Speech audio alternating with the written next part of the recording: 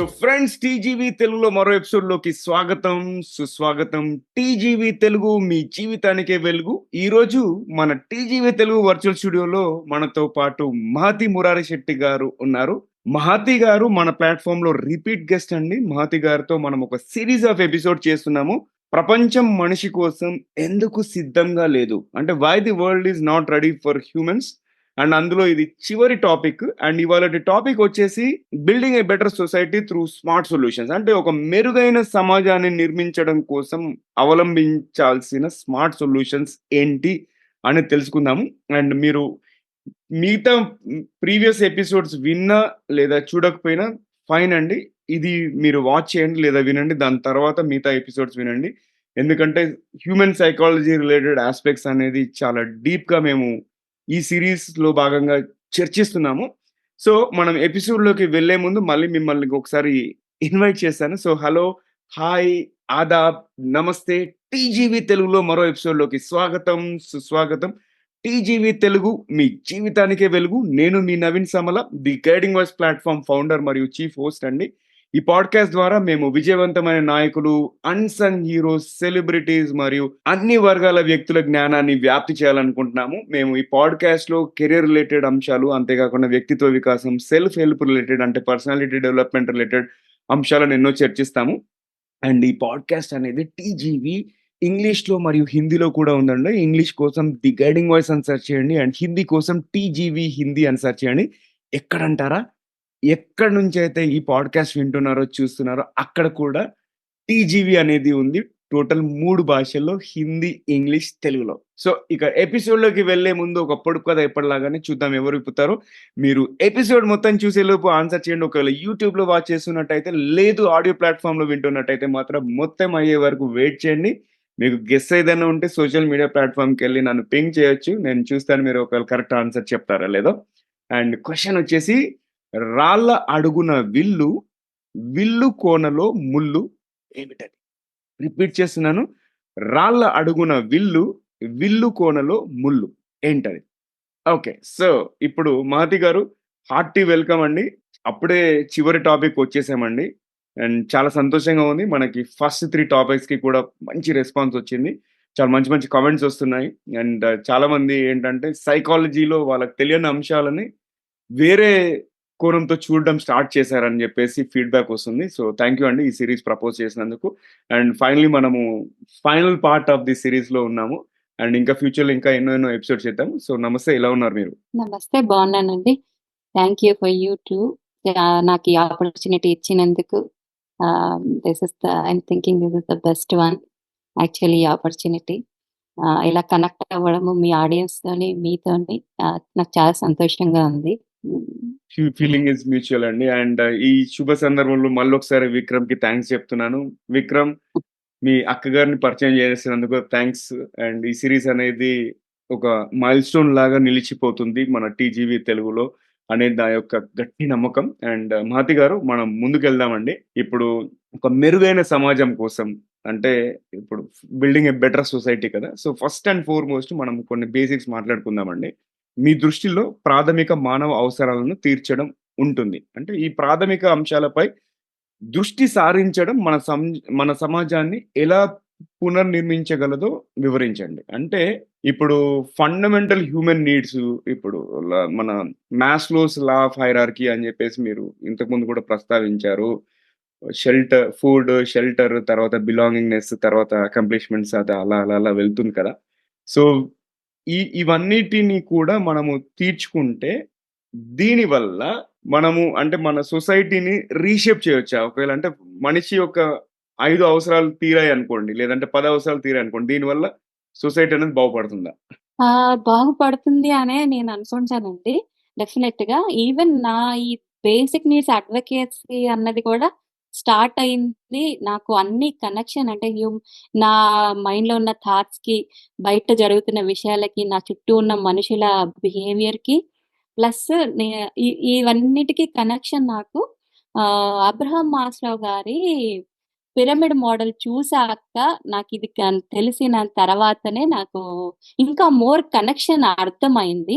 Okay. యాక్చువల్‌గా ఇది 1950స్‌లో Abraham Maslow గారని ఒక సైకాలజిస్ట్ డెవలప్ చేసిన పిరమిడ్ మోడల్.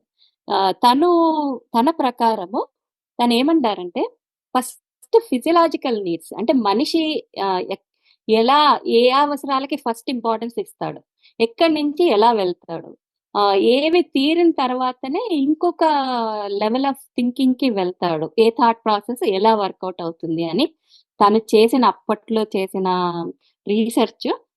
తర్వాత కూడా చాలా మార్పులు చేర్పులు చేశారు ఈ రీసెర్చ్ కి.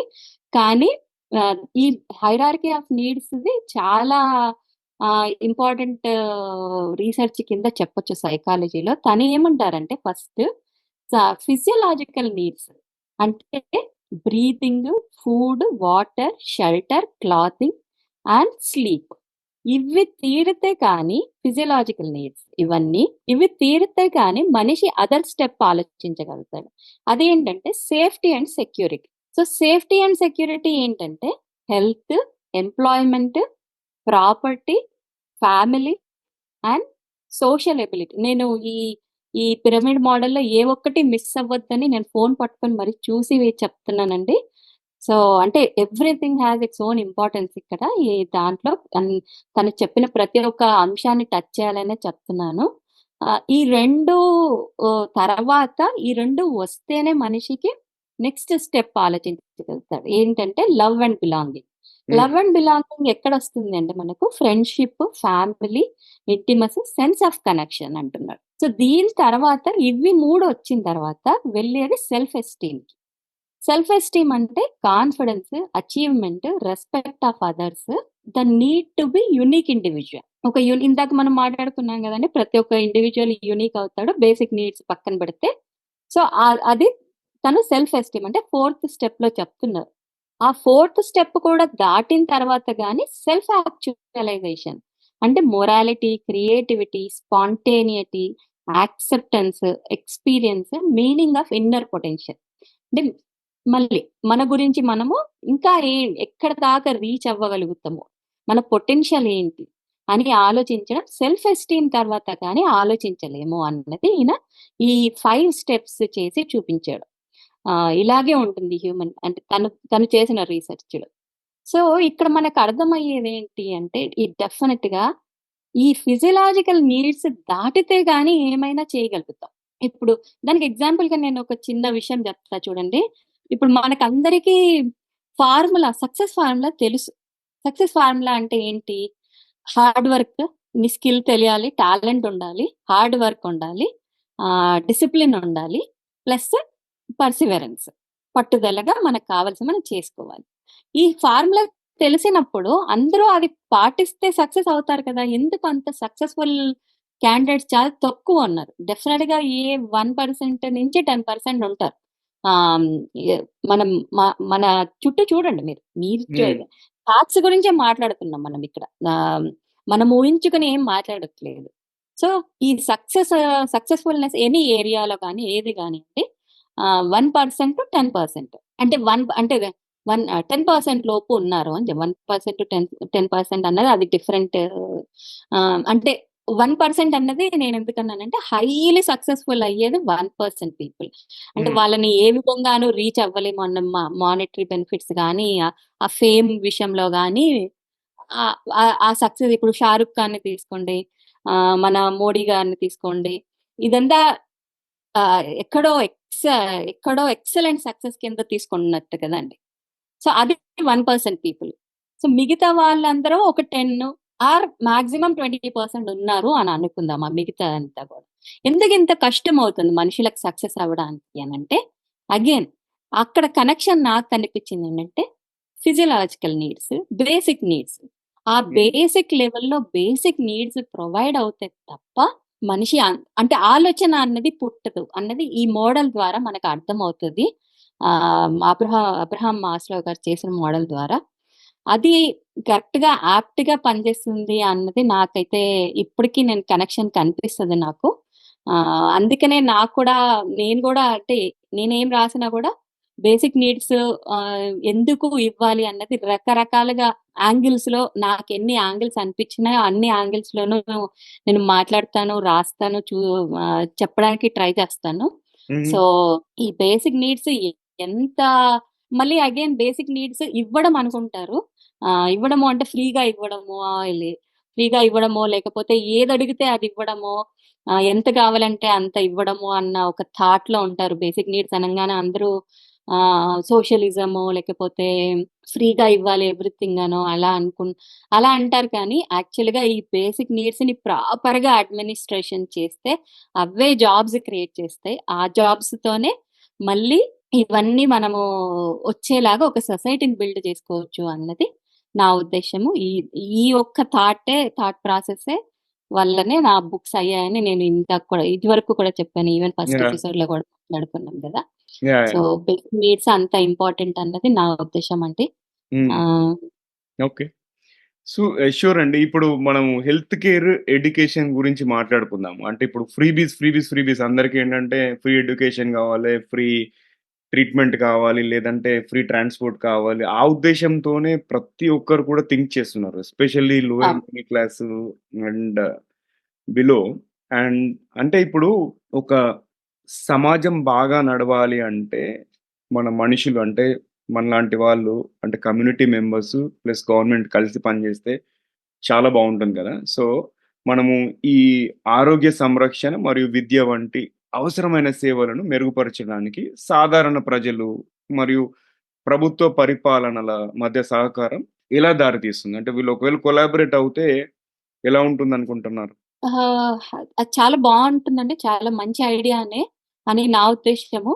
దాని గురించి కూడా హ్మ్, చాలా యాంగిల్స్ చాలా యాంగిల్స్ ఆలోచించి రాసాను నా బుక్స్‌లో. కానీ నేను ఒకటే చెప్తానండి. ఇప్పుడు ఇన్స్యూరెన్స్ వర్కౌట్ అవుతుంది బయట. అంటే private insurance. Private schools work out అవుతున్నాయి. అంటే ప్రాఫిట్ ఓరియెంటెడ్ అవి. అలా కాకుండా గవర్నమెంట్ అదే ఫెసిలిటీస్‌తో కట్టగలిగితే అది ప్రాఫిట్ ఓరియెంటెడ్ కాకుండా ఉండడం వల్ల చాలా ఫెసిలిటీస్ ఇవ్వగలుగుతుంది. అట్ ద సేమ్ టైమ్ ఆ కాస్ట్ ఏదైతే ఉందో అది మనకి డివైడ్ చేస్తే ఇప్పుడు ప్రతి ఒక్కరికి చదవాలి అనుకున్న వాళ్ళకి ప్రతి ఒక్కరికి ఒక స్టూడెంట్ ఇప్పుడు 1,00,000 మంది ఉన్నారనుకోండి స్కూల్‌లో.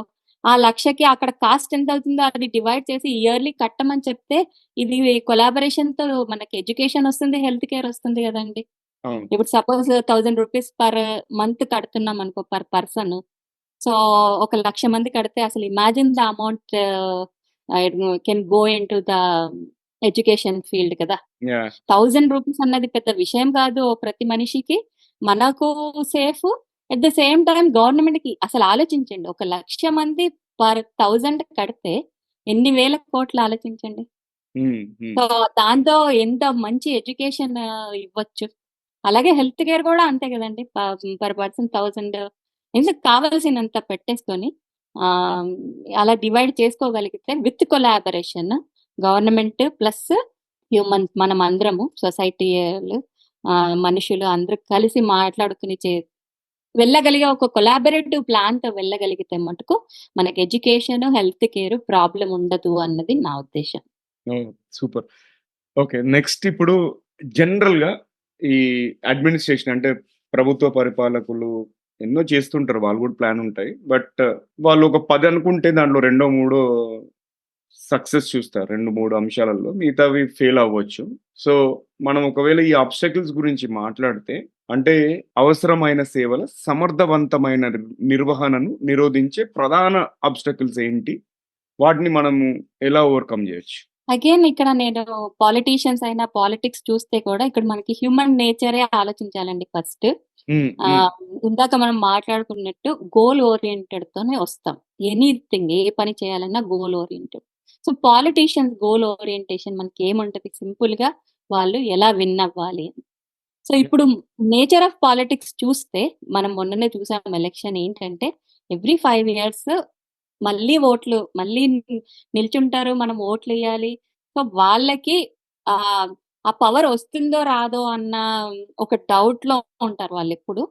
ప్లస్ ఎలాంటి ట్వీట్స్ ఇస్తే, ఎలాంటి అదే అది ఫ్రీబీస్ అనుకోండి. ఎలాంటి టెక్నిక్స్ వాడితే మనకు ఓట్లు వస్తాయని అన్న ఆలోచన. అది కాకుండా మన టీవీలో డైరెక్ట్‌గా చెప్పారు. ఒక్కొక్క పార్టీ ఎన్ని వేల కోట్లు స్పెండ్ చేసింది ఒక్కొక్క ఎలక్షన్‌కి అని. ఎలక్షన్ టైమ్‌లో వేల కోట్లు. అవన్నీ ఎక్కడి నుంచి వస్తున్నాయి? ఎలా పెడుతున్నారు? అది పెట్టినప్పుడు వాళ్ళ గోల్ ఏముంటదండి? సింపుల్ గదా ఆలోచించడం. ఇప్పుడు అన్ని వేల కోట్లు ఖర్చు పెడుతున్నారంటే వాళ్ళ గోల్ ఏంటిది? అంటే ఎందుకొస్తున్నారు? ఎలా వస్తున్నారు? ఇది ఒక్కరిని అనడం లేదు. ఈ మనిషి హ్మ్. చేసాడు, ఆ మనిషి చేసాడు. మనకు క్లియర్‌గా కనిపిస్తుంది ప్రతి ఒక్క అదే నేచర్ అలా కంటిన్యూ అవుతోందని. అట్ ద సేమ్ టైమ్ ఆ గోల్‌తో వచ్చినప్పుడు మనకు కావలసిన విషయాలు వాళ్ళు ఎన్ని చేయగలుగుతారు? ఇప్పుడు మనం కామన్ పర్సన్ అండి మనము. మనం ఆలోచించేది మనకు కావాల్సిన ఈ 10 ఏరియాలు ఇందాక మనం మాట్లాడుకున్న 10 ఏరియాలు మనకు అవుతున్నాయా? లేదా? అని హ్మ్. మనం ఆలోచించుకోవాలి. కానీ వాళ్ళు వచ్చినప్పుడు వాళ్ళు ఈ ఎలక్షన్ అట్మాస్ఫియర్ చూడండి అక్కడ. అవుతున్న విషయాలు చూడండి. సో, ఇక్కడ ఈ 10 విషయాలు మనకి ఇచ్చే ఆలోచన ఉంటుందా వాళ్ళకి? వాళ్ళ గోల్ ఓరియెంటెడ్‌గా వాళ్ళొస్తారు. డెఫినిట్‌గా వాళ్ళ గోల్ ఓరియంటేషన్‌తోని వాళ్ళొస్తారు. సో, మనము కదా మారాల్సింది. అవును. హ్మ్. వాళ్ళకన్నా ముందు మనం మారితే గాని, మనం మారాలి అంటే సిట్యుయేషన్ ఏంటి? మనకు అర్థం కావాలి ఏం జరుగుతుంది అన్నది. ఏం జరుగుతుంది అని అర్థమయ్యి plus at the same time ఏ నేచర్ అందులో ఉంది. అప్లై అవుతోందిక్కడ. ఏ కైండ్ ఆఫ్ నేచర్ ఇప్పుడు గోల్ ఓరియంటేషన్, స్వార్థమా? లేకపోతే ఇక్కడ ఈ ఇప్పుడు పాలిటిక్స్ అంటే ఏంటండి simple money and opportunity creation power బేసిక్‌గా ఫస్ట్ పవర్. తర్వాత opportunity creation for the money making. అంతే గదా! అవును. అక్కడ అది మనం చూస్తున్నాం సింపుల్‌గా. సో, ఇది. ఈ నేచర్ అన్నది క్లియర్ కట్‌గా అందరికీ అర్థమైనప్పుడు సో, మనం ఎందుకు ఇంకొక విషయంకొస్తే మనం ఎందుకు అడగలేకపోతున్నాం? ఈ కాన్ఫిడెన్స్ ఎందుకు రావట్లేదు మనకి? మనకి 10 అవసరాలు కావాలి. అది దాంట్లో రిలేషన్‌షిప్స్ ఒక్కటే మనం చేసుకుంటాం. మనకి జాబ్స్ క్రియేషన్ కావాలి. వేస్ట్ మేనేజ్మెంట్ గవర్నమెంట్ హెల్ప్ కావాలి. ట్రాన్స్‌పోర్టేషన్‌కి గవర్నమెంట్ హెల్ప్ కావాలి. ఎడ్యుకేషన్‌కి గవర్నమెంట్ హెల్ప్ కావాలి. హెల్త్ కేర్‌కి గవర్నమెంట్ హెల్ప్ కావాలి. సో, ఇక్కడ మన ఏ నేచర్ మనని ఆపుతుంది? మనకి అంటే మన భయం ఫస్ట్. మనం అడగటానికి అంటే ఒక ఛానెల్ లేదు ఫస్ట్. అడగడానికి ఒక ఛానెల్ లేదు. ప్లస్ ఏ నేచర్ మనల్ని ఆపుతుంది. అంటే దాని వెనక అగైన్ మళ్ళీ బ్యాకెళ్తే మనకి లేని అంటే ఇన్‌సెక్యూరిటీ క్రియేట్ చేసే ఇన్‌సెక్యూరిటీ ఫీలింగ్ ఎందుకొస్తుంది అనంటే పవర్‌లెస్ కదండీ మనము. హ్మ్. సో, పవర్‌లెస్ వల్ల మనం మాట్లాడితే మనకెంత నష్టం అవుతుందో అన్న ఒక ఐడియా. ఆహ్, హ్మ్. ప్లస్ చాలా మందంటారు మనం మాట్లాడితే మనకు ఒక్క మనిషి మాట్లాడితే వచ్చేది లేదు అని అంటారు. కానీ అందరం కలిసి మాట్లాడితే ఎంతో కొంత మార్పు రావచ్చు. అయితే అందరూ కలిసి మాట్లాడడానికి కావాల్సింది వాయిస్ కదా! ఒక్కరం మాట్లాడితే కాదు. అందరం కలిసి మాట్లాడడానికి కావాల్సింది ధైర్యము, వాయిస్. సింపుల్ ధైర్యం అంటే మనం ఏదో చేయడానికి కాదు. జస్ట్ అడగడం నేర్చుకోవాలి. అడగడం నేర్చుకోవడానికి కూడా అగైన్ మనం మళ్ళీ మన బిలీఫ్ సిస్టమ్ వర్కౌట్ అవుతది. మన పర్సనాలిటీ వర్క్ చేస్తదిక్కడ. మన ఇన్ఫీరియారిటీ కాంప్లెక్స్, మన ఇన్‌సెక్యూరిటీ ఇన్ని విషయాలు వర్క్ చేస్తాయి గాబట్టే మనిషి అంత తొందరగా చేంజ్ చేసుకోలేకపోతున్నాడు అన్నది యాహ్! క్లియర్‌గా మనం చూసే విషయం ఇక్కడ. హుహు. It's in full view. హ్మ్. నెక్స్ట్ మన పాలిటిక్స్ చూసుకున్నా కూడా ఎందుకో కొన్ని కొన్ని అంటే I don't want to name any political party చూసుకున్నా గూడా డివైడ్ అండ్ రూల్ అనేది ఒకటి నడుస్తుంది. అంటే ఒక సమాజాన్ని స్ప్లిట్ చేయడము, లేకపోతే ఒక ఇనీక్వాలిటీని ప్రమోట్ చేయడము, ఇంకొకటి రేషియల్ డిస్క్రిమినేషన్ ఒకటి, కరప్షన్ రైట్? ఇవన్నీ కూడా మన ప్రోగ్రెస్‌ని అచీవ్ చేయకుండా ఆపుతాయి కదా! సో, ఈ అసమానత, వివక్ష మరియు అవినీతిని ప్రోత్సహించడం, మెరుగైన సమాజాన్ని సాధించడంలో పురోగతిని ఎలా అడ్డుకుంటుంది? అంతేకాకుండా ఈ సమస్యలను ఎదుర్కోవడానికి మనం ఏం చేయొచ్చు? అంటే మనం వీళ్ళ పాలిటీషియన్స్ మైండ్‌సెట్ చేంజ్ చేయాలా? లేకపోతే ఇన్‌ఫ్లుయెన్షియల్ పీపుల్ వాళ్ళ మైండ్‌సెట్ చేంజ్ చేయాలా? ఏం చేస్తే అడ్రెస్ చేయొచ్చు? పొలిటీషియన్స్ అయినా, ఇన్‌ఫ్లుయెన్షియల్ పీపుల్ అయినా వాళ్ళు అంటే గోల్ ఓరియంటేషన్‌తో వచ్చినప్పుడు వాళ్ళ గోల్ వాళ్ళకుంది. కానీ ఇక్కడ చేంజ్ అవ్వాల్సింది మనమే. అదైతే క్లియర్. కాకపోతే ఎందుకు రావట్లేదు మనకు చేంజ్? ఇప్పుడు ఇందాక మనం మాట్లాడుకున్నట్టు చాలా అంటే బిలీఫ్ సిస్టమ్స్ బేసిక్ నీడ్స్ ఇవన్నీ మాట్లాడాం కదండీ! వీటి వల్ల ఇంకొకటేంటంటే డిస్క్రిమినేషన్ కూడా మనకి ధైర్యం ఇప్పుడు నువ్వు చిన్నప్పటి నుంచి నువ్వు నీకు రాదు. నీకు ఏమి అంటే నువ్వు తక్కువ అని విన్నారనుకోండి. ఫస్ట్ 30 ఇయర్స్ విన్నంత సేపు మీరు మీకేం రాదు. మీకు ఇవ్వము. మీరు తక్కువ అని వింటే మనకు ఒక మనిషికి డెవలప్ అయ్యేదేంటంటే కాన్ఫిడెన్స్ పోతుంది, ఇన్సెక్యూరిటీ డెవలప్ అవుతుంది, ఇన్ఫీరియారిటీ కాంప్లెక్స్ డెవలప్ అవుతుంది. At the same time acceptance వచ్చేస్తుంది. ఇంక నేను నాకేం రాదు. ఇవేవీ లేనప్పుడు ఏం చేస్తారంటే ఉన్నది యాక్సెప్ట్ చేసేస్తారు. ఇది కామన్ ఫార్ములా, హ్యూమన్ ఫార్ములా ఇది. సో డిస్క్రిమినేషన్ వల్ల ఇప్పుడు డిస్క్రిమినేషన్ అన్నది ఇప్పుడు జెండర్ డిస్క్రిమినేషన్ ఉంది, క్యాస్ట్ డిస్క్రిమినేషన్, ఇట్లా అంటే large percentage of population discriminate అవ్వడం వల్ల వాళ్ళకి నెగెటివ్ ఎఫెక్ట్ ఉంటుంది. అది హ్యూమన్ ఫార్ములా అలాగే కదండి. ఏదైతే Yeah. లేదని చెప్తున్నామో దాని నుంచి Mhm. నెగెటివ్ ఎమోషన్స్ వస్తున్నాయి. సో ఆ నెగెటివ్ ఎమోషన్స్ వల్ల మనం ఏం చేయలేకపోతున్నాం. ఇదొక ఎగ్జాంపుల్. డిస్క్రిమినేషన్ వల్ల ఈ ప్రాబ్లమ్స్ క్రియేట్ అవుతున్నాయి మనుషులకి. అడగడానికి కూడా మనకి ధైర్యం సరిపోవడం లేదు. అడగాలి అంటే బేసిక్ నీడ్స్ ఉండాలి. వచ్చే ఒక సొసైటీ ఉంటే రేపొద్దున అంటే ఫుడ్ తినడానికి కూడా ప్రాబ్లం ఉండదు అనుకుంటే ఏదైనా ఆలోచించగలుగుతాం. లేదు ఈ బేసిక్ నీడ్సే పోతాయి అనుకుంటే మాట్లాడం కదండి. ఉన్న కొంచెం కూడా పోతుంది అనుకుంటే.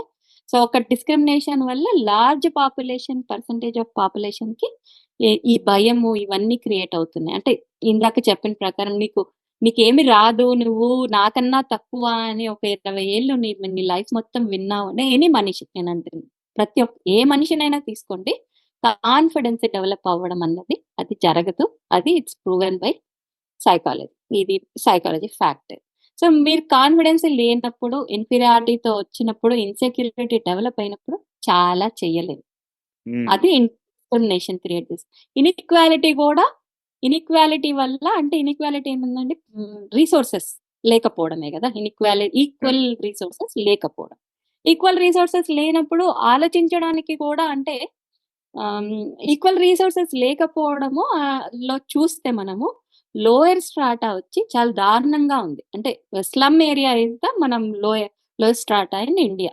మన ఇండియా తీసుకుంటే అక్కడ ఉన్న మనిషి అంటే తను కష్టపడుతున్నాడు, ఉద్యోగం చేసుకోడు, వర్క్ చేస్తున్నాడు, 7 to 8 hours అందరూ చేసినట్టు చేస్తున్నాడు. Still with his work they are not getting 3 basic needs కూడా లేకుండా ఆ వర్క్ క్రియేట్ అయ్యి ఉంది. అది మన సొసైటీ ఫాల్టా, మనుషుల ఫాల్టా, అది పక్కన పెడదాం. అది again discussion for another episode. కానీ ఫ్యాక్ట్ ఏంటంటే వాళ్ళు పని చేసినా కూడా 8 hours పని చేసినా కూడా వాళ్ళకి బేసిక్ నీడ్స్ రావడం లేదు. సో అలాంటి కండిషన్ లో ఎంత ధైర్యం వస్తుందండి మనిషికి. సో ఇవన్నీ ఆలోచించినప్పుడు కూడా ప్రతి ఒక్కటి ఏ తీరు ఆలోచించినా కూడా అన్నిటికీ కనెక్ట్ అవుతుంది బేసిక్ నీడ్స్ అండి. ప్రతి మనిషికి బేసిక్ నీడ్స్ ఉంటే కానీ ఆలోచించడం రాదు, ఆలోచిస్తే కానీ మనిషికి ప్రోగ్రెస్ లేదు. సూపర్. చాలా బాగా వివరించారండి. అండ్ ఇప్పుడు చివరిగా ఈ ఎపిసోడ్‌లో మరియు ఈ సీరీస్‌లో చివరి క్వెషన్ ఏంటంటే స్మార్ట్ థింకింగ్. అంటే స్మార్ట్ థింకింగ్ గురించి మీరు చాలా మెన్షన్ చేశారు మీ పోస్టర్‌లో. సో ఇది చాలా ఆసక్తి కలిగిస్తుంది యాక్చువల్‌గా. అండ్ స్మార్ట్ థింకింగ్ ప్రబలంగా ఉన్న సామాజిక సమస్యలను పరిష్కరించగల సామర్థ్యాన్ని కలిగి ఉన్న ఉదాహరణలు లేదా వ్యూహాలు ఏదైనా షేర్ చేయండి. అంటే ఇప్పుడు స్ట్రాటజీస్ అంటారు కదా! ఈ strategies are examples related to smart thinking and how they are going to impact the society positively. Smart solutions అనంగానే మనకి కార్పొరేట్ లో వాడే స్మార్ట్ సొల్యూషన్స్, లేదంటే టెక్నాలజీలో వచ్చిన స్మార్ట్ సొల్యూషన్స్, అవి ఎగ్జాంపుల్ గా తీసుకుందాం. అంటే టెక్నాలజీలో ఎగ్జాంపుల్ తీసుకుందాం అండి. ఇప్పుడు తీసుకుంటే ఎంత ఇన్వెన్షన్స్ వచ్చినాయి. ఎలా మన హ్యూమన్ హార్డ్ వర్క్ తగ్గించడానికి అన్ని ఏరియాల్లో కూడా, ఇంట్లో కూడా చేసే పనుల్ని తగ్గించడానికి చాలా ఏరియాల్లో టెక్నాలజీ ఇన్వెన్షన్స్ వచ్చినాయి. ఎలా అంటే సింపుల్, ఈవెన్ ఇదివరకు రుబ్బుకునేటోళ్ళు ఇప్పుడు గ్రైండర్లు వచ్చినాయి, ఎయిర్ ఫ్రైయర్లు వచ్చినాయి. అంటే this is all reducing human labour, like work ని రెడ్యూస్ చేస్తుంది కదండి. అంటే ఇదంతా స్మార్ట్ గా వాడడమే కదా మనము ఏవైనా కూడా. ఇప్పుడు రోబోలు వచ్చాయి, రోబో ఊడవడానికి కూడా ఇంట్లో. సో ఇదంతా ఏంటంటే మనకి మన పనులు తగ్గిస్తా ఉంది కదా. సో ఇదంతా స్మార్ట్ సొల్యూషన్స్ కిందనే చూసుకోవచ్చు కదా మన వర్క్. అట్లాగే corporates వాడతాయి smart solutions.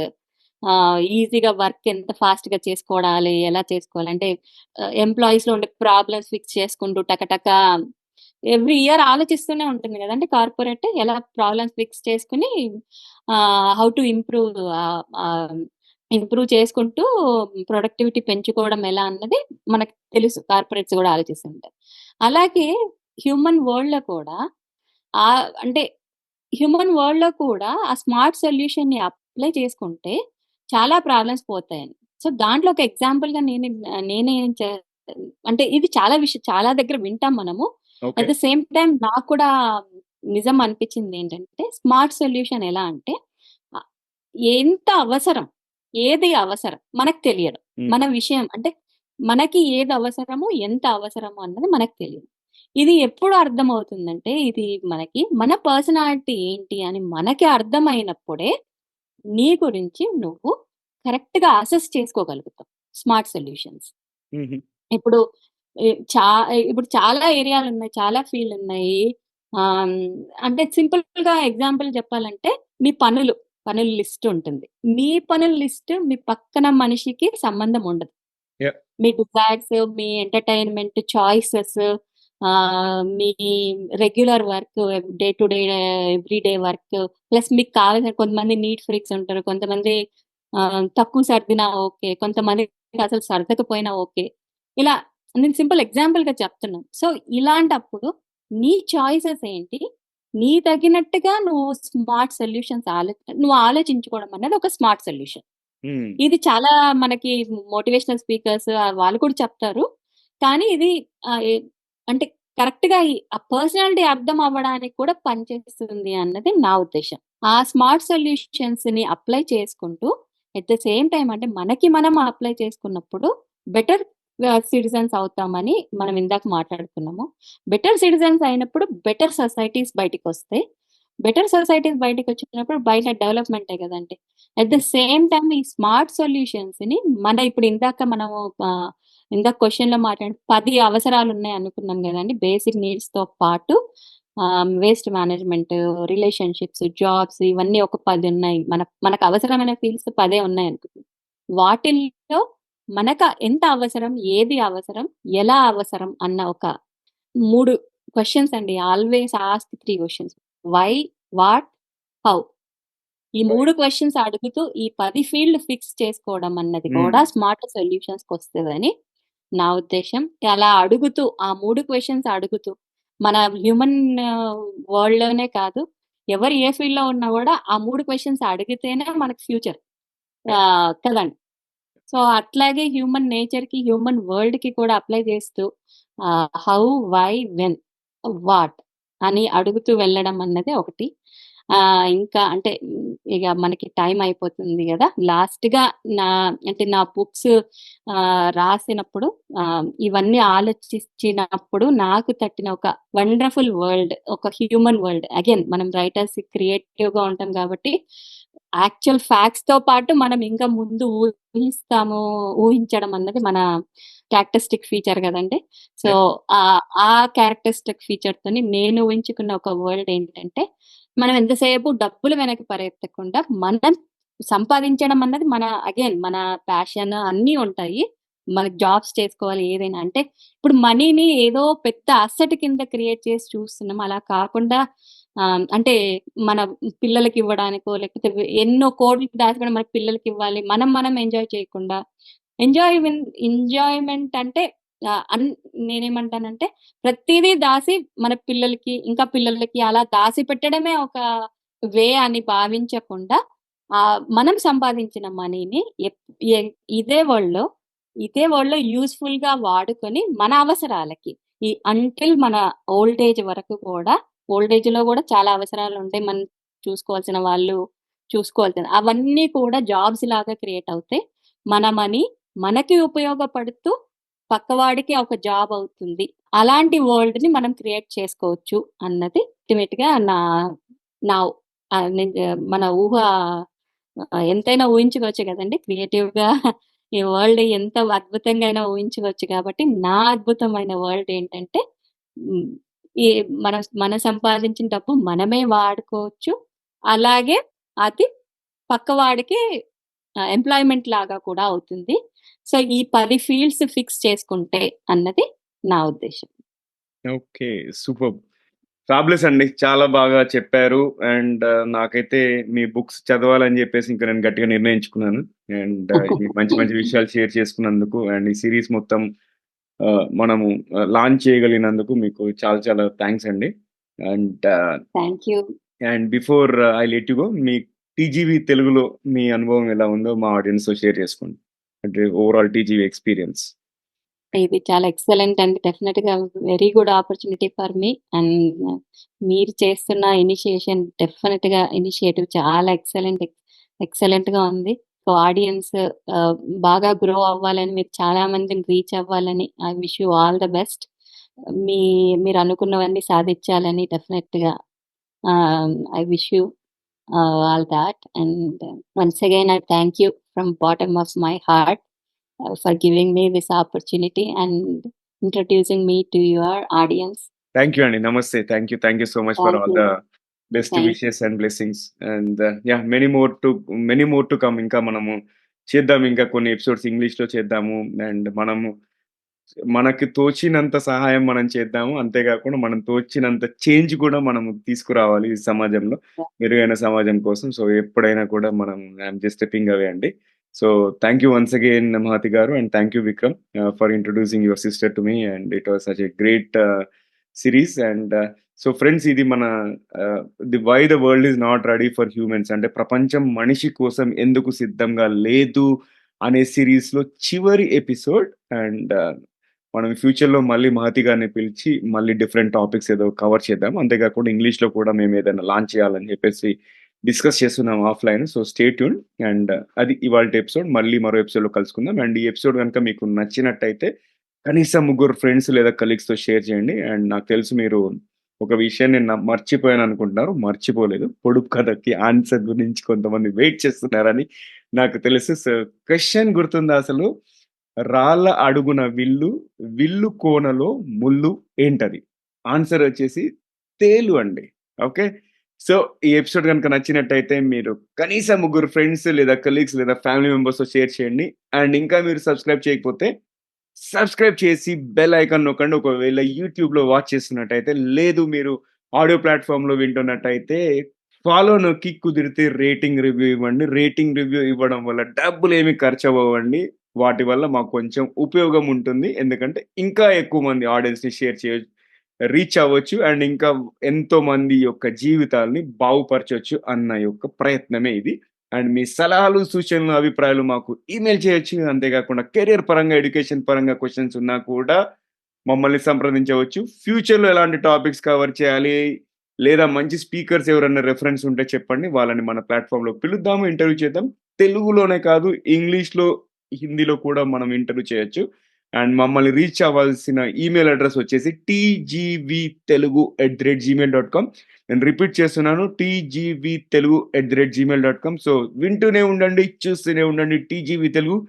TGV Telugu మీ జీవితానికే వెలుగు. మళ్ళీ మరో ఎపిసోడ్‌లో మరో మంచి గెస్ట్‌తో, మరో మంచి టాపిక్‌తో కలుసుకుందాం. అంతవరకు సెలవు. నమస్కారం.